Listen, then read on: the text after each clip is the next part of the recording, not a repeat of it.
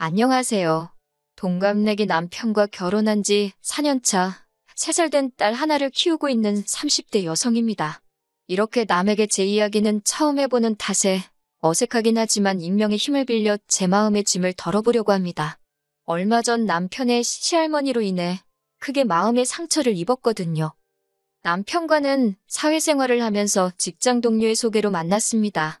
말수가 적었지만 행동 하나하나에 배려가 있었고 성실한 모습이 마음에 들었지요.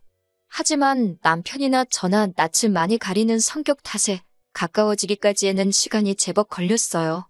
사귀기 전 반년에 가깝게 요새말로 썸을 탔습니다.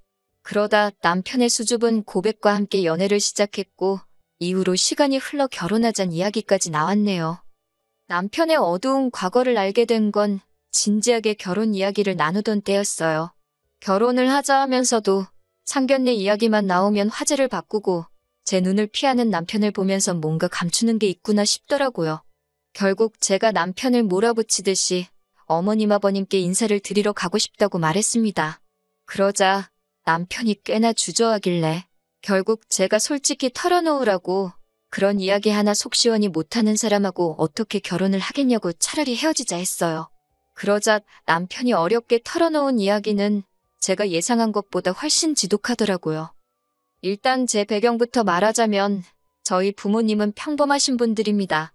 아버지께서는 직장을 다니는 평범한 회사원이셨고 정년까지 몇 년 남지 않으신 상황이었어요. 어머니께서는 중학교 선생님이셨고요.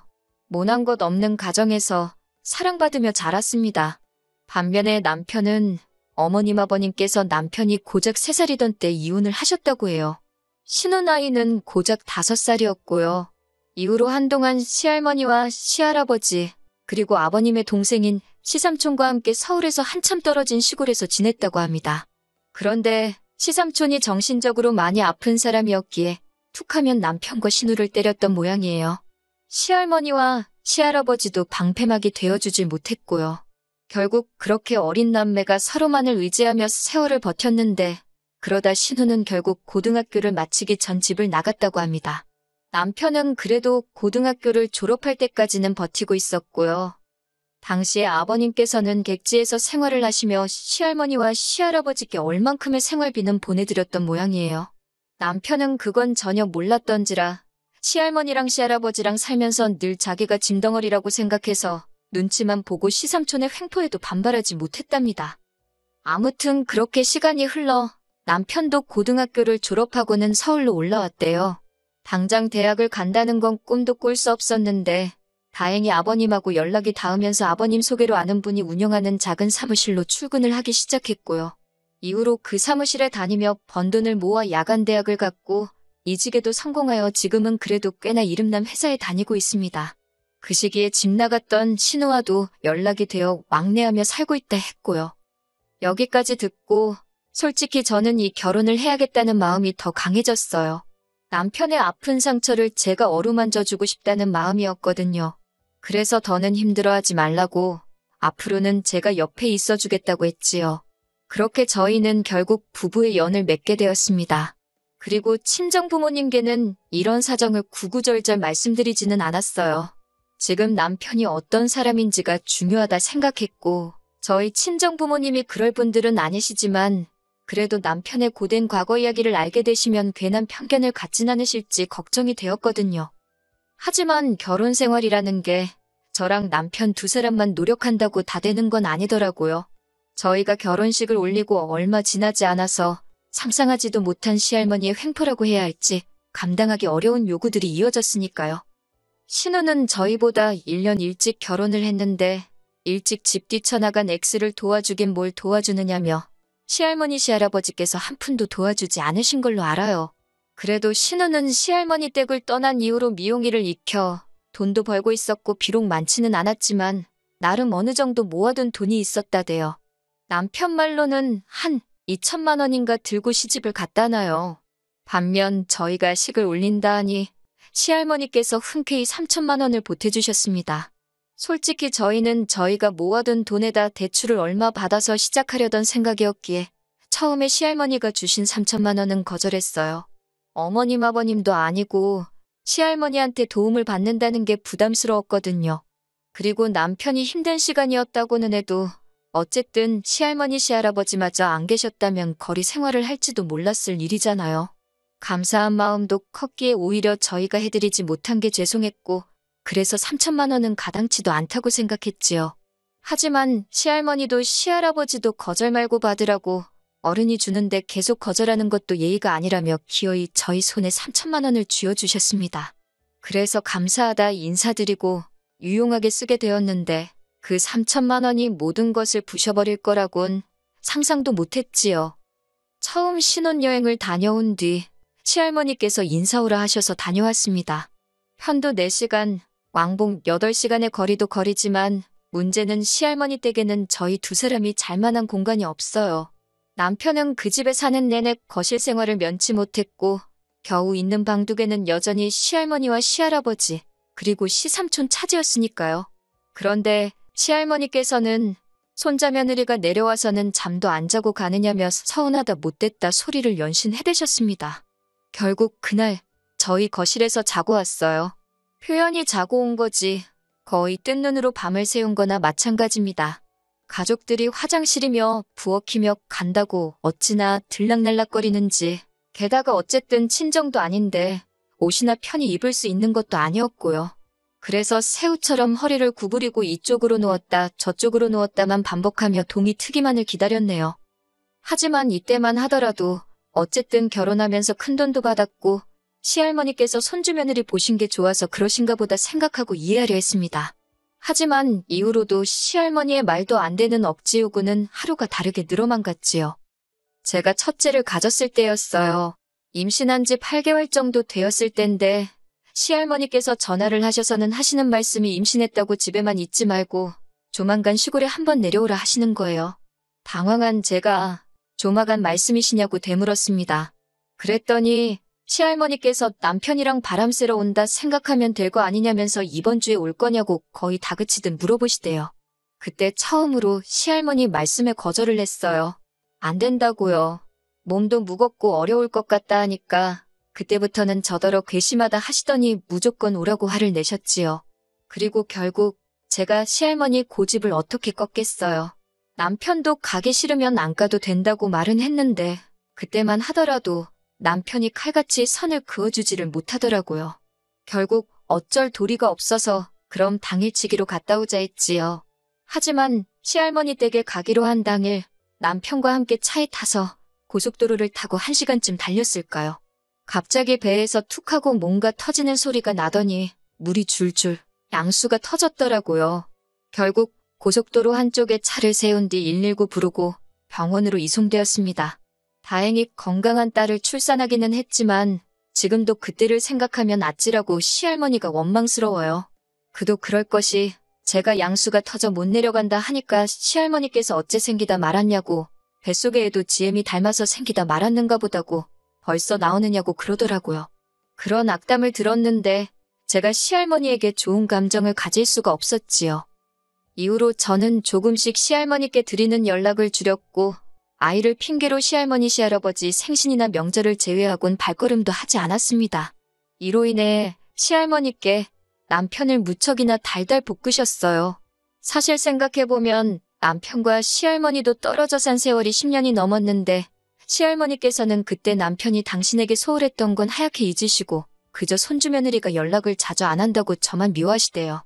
저 때문에 다정하던 손자가 변했다나 어쨌다나 남편도 이 부분에 있어서는 꽤나 황당해했어요. 시할머니 시할아버지 그리고 시삼촌의 눈치를 살피기에 바빠서 자기 목소리 한 번 크게 못 내고 시키는 일 고분고분하는 수밖에는 없었는데 시할머니 눈에는 그게 남편이 다 착해서 그러는 것처럼 보였던 모양이에요. 한편 그렇게 저희 딸 첫돌이 지나고 얼마 지나지 않았을 때였어요. 이른 아침 시간에 친정어머니로부터 연락이 왔는데 친정아버지가 숨을 안 쉰다고 그래서 지금 병원에 가고 있다고요. 그리고 몇 시간 후 친정아버지께서 돌아가셨다는 최종 선고를 받게 되었지요. 슬펐다 어쨌다. 그런 몇 마디 단어로 표현할 수 없는 슬픔이었네요. 사무제를 지내고 시할머니께서 시할아버지와 함께 올라오셨습니다. 말이 나와서 말이지만 저희 아버지 장례식에는 안 오셨어요. 당신 운세가 그의 장례식장에 가면 상문사를 맞는다나 어쩐다나요. 그래서 안 오셨다가 사무직 지내고 나니 오신 겁니다. 가뜩이나 마음은 아프고 몸은 힘든데 그런 시할머니가 반가울 리 없었지요. 그래서 식사대접만 했습니다. 그 당시에는 식사대접 말고 제가 뭘 할 수 있는지, 뭘 해야 하는지도 딱히 생각나지 않았고요. 그런데 시할머니께서 이튿날 내려가시면서 하시는 말씀이 어쩌면 노인네들한테 자고 가라 소리도 안 하냐입니다. 아차 싶기도 했고 동시에 어쨌든 주무시고 가시면서 왜 저렇게 화를 내시나 이해가 안 됐어요. 무엇보다 집엔 저 혼자만 있던 것도 아니고 남편도 있었는데 남편도 주무시고 가시라 소리를 안 했다는 거잖아요. 그러면 손자인 남편한테 먼저 서운하셔야지. 이제 막 아버지 떠나보낸 손자 며느리한테 그렇게 화를 내실 일인가 싶더라고요. 저도 모든 게 성가시고 짜증도 나서 끝끝내 죄송하다 소리도 안 했습니다. 그랬더니 이제 시고모들한테 제 욕을 하셨던 모양이에요. 피도 눈물도 없는 X라고 울고불고 하시면서요. 그 이야기를 시고모를 통해서 전해 듣는데 정말이지 피도 눈물도 없다는 말 할 수만 있다면 시할머니께 되돌려드리고 싶은 심정이었습니다. 그렇지만 결국 팔은 안으로 굽는다고 제가 아니라고 항변을 하면 먹히기나 했겠어요? 그냥 듣고만 있었네요. 지금이라도 시할머니께 전화해서 죄송하다 하라는 시고모 말에도 아무 대답도 안 했지요. 그러다 결정적으로 일이 터진 건 시할머니께서 지난해 무릎 수술을 받으시면서였어요. 남편도 저도 회사 생활을 하느라 바빴고 친정어머니께서 주말에 육아를 도와주시는 상황이었습니다. 사정이 그렇다 보니 무릎 수술을 하셨다는 이야기를 듣고 한번 내려가 본 이후로는 통 찾아뵙지를 못했어요. 그래도 시할머니 근처에 시고모가 두 분이나 살고 계셨으니 솔직히 걱정은 안 되었지요. 그런데 시할머니께서는 저희더러 못 대처먹었답니다. 생전 말 안 하면 보러 오지도 않는다고 그러다 당신 죽으면 향냄새나 맡으러 올 거냐면서요. 하지만 시할머니 댁 이제 아이까지 있는데 정신적으로 아픈 시삼촌까지 있는 그 집에서 자고 올 생각만 하면 엄두가 나지 않았거든요. 게다가 핑계 같지만 거리가 먼데 아이가 자동차를 오래 타지 못하니 그것도 한몫했고요. 그런데 그거 가지고 시할머니가 그렇게 화를 내시더니 급기야 저희 결혼할 때 보태준 3천만 원을 토해내랍니다. 그걸로 당신 장례비나 써야겠다면서요.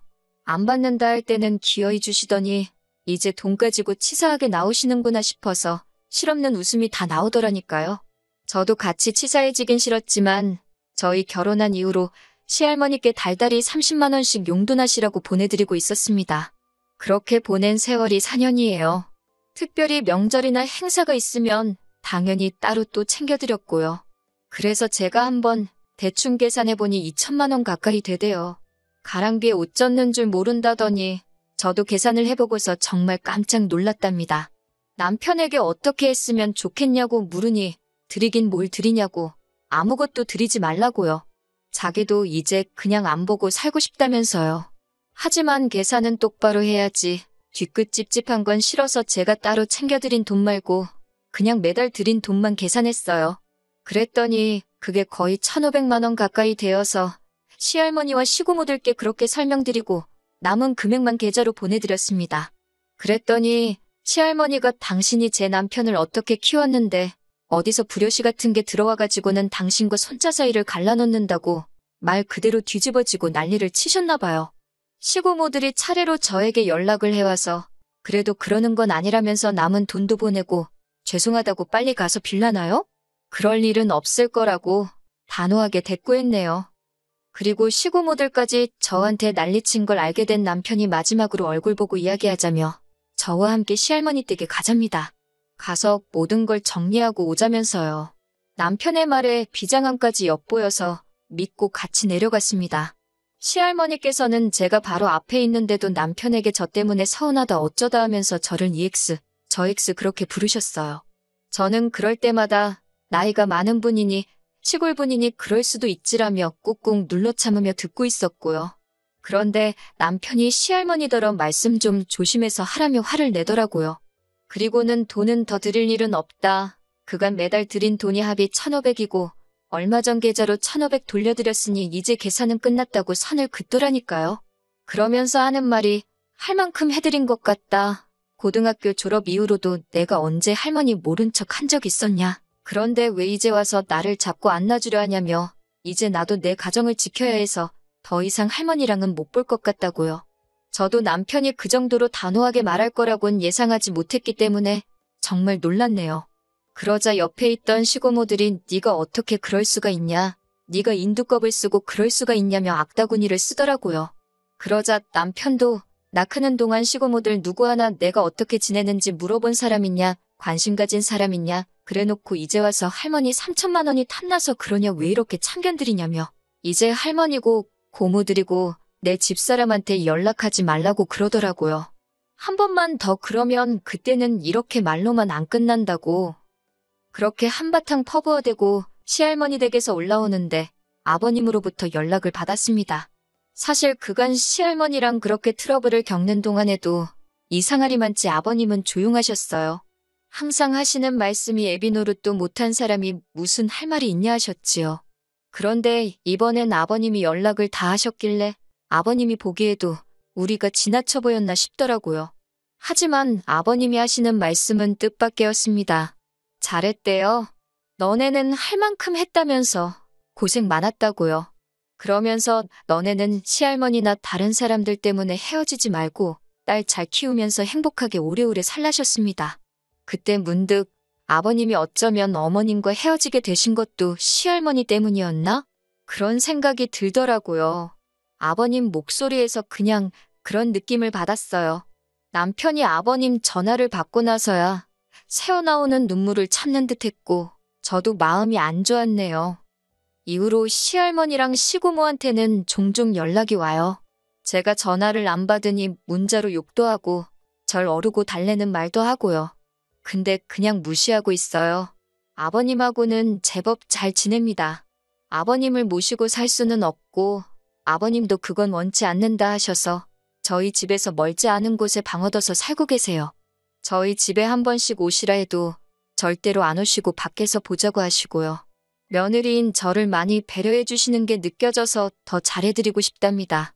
가족이란 게 서로의 아픈 상처를 보듬어 주면서 그 위에 행복을 덮어주는 거 아닐까요? 이렇게 털어놓고 나니 마음이 한결 홀가분해지네요.